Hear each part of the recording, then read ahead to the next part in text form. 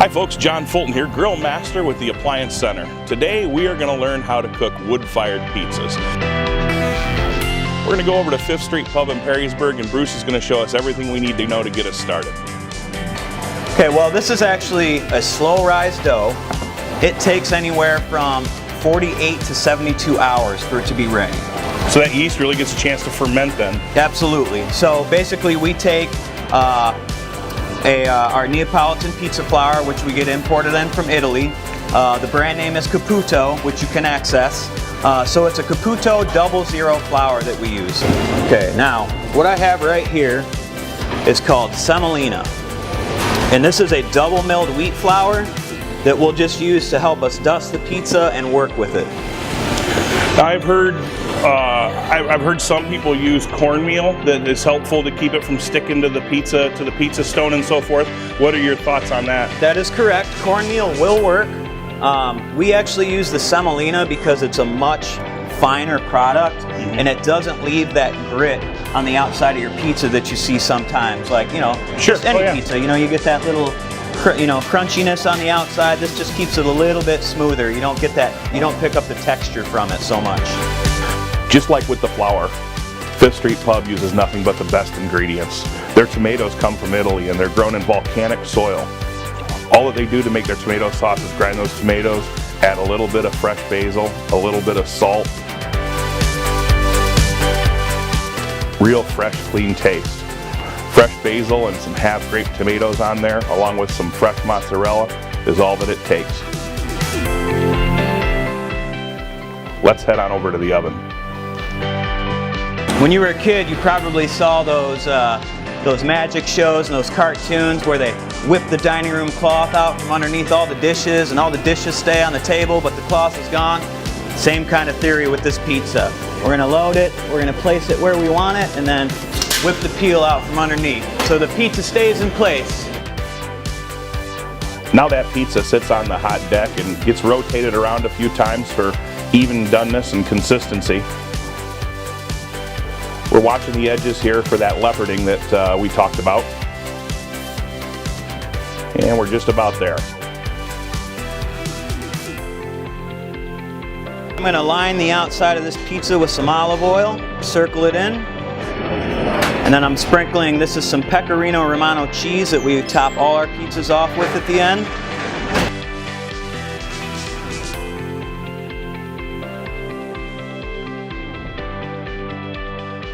That's how it's done. Now for the best part, the fruits of our labor. We've got this awesome margarita pizza that we put together. I say that liberally, that Bruce put together for us, cooked it on that 800-degree deck, and it looks fantastic. The leoparding you were talking about on the edges, I mean, it's all there. It's all there.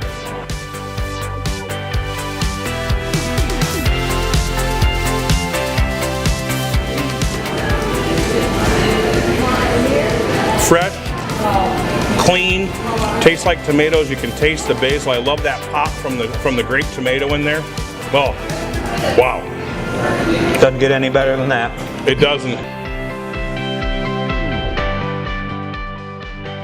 Okay everybody, we're back here at Maumee at the Superstore. What a wonderful trip that was. Bruce was a great source of knowledge. I picked up a lot of great tips, got some ideas here, and what we're going to do now is we've got our Green Mountain Grill with the pizza attachment all set up, ready to go.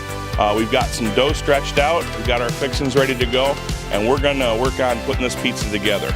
We're going to take you from this to this.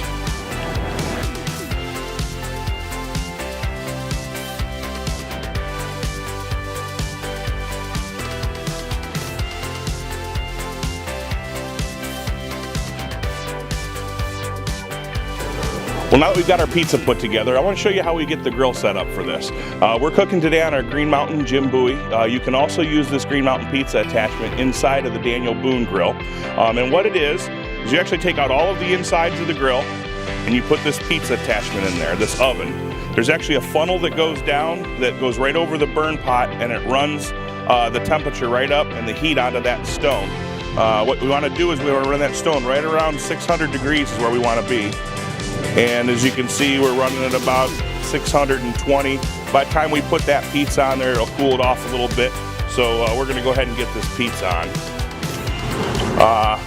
We're using the cornmeal method to keep the pizza from sticking to the peel. There you go. And what we do is put it in there, and just like he said, the magician at the table, make sure it's loose, put it in there and just slide it off. This will only take about 2 minutes and 30 seconds to cook all the way through, and about halfway through we'll actually pull it out, do a little rotate on it so we can get the back half, because the back half of the oven tends to cook a little bit faster than the front half, and that way we'll get our nice leoparding on the crust there.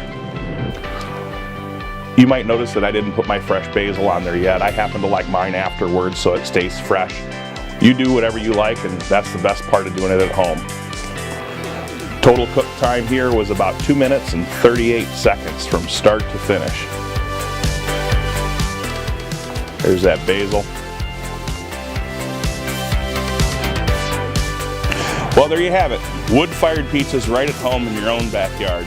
You know, there's nothing to substitute for the experience of going out with family and friends and having somebody cook for you and serve you. But you know, there's a lot of fun to be had right at home too. And when you can prepare restaurant quality food in your own backyard and entertain your family and friends that way, there's a lot of value in that as well.